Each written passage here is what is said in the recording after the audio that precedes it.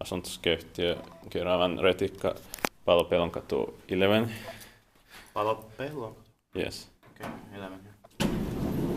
Kerava childhood health case was also made at Finland today. But built in 2007.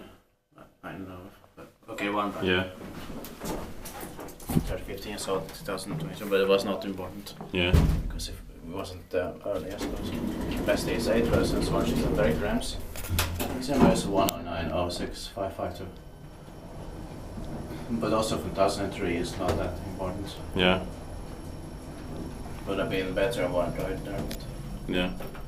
too bad this was 4 years too late. But it's probably from the beginning of 2007. Yeah. It will be inspected in 2025, and today it is the 27th of September 2023.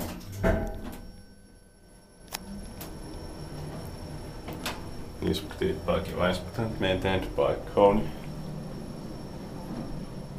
But still has those Kone Sigma kinds of sensors. Yeah. Similar to Sigma. Still had that in 2007. That's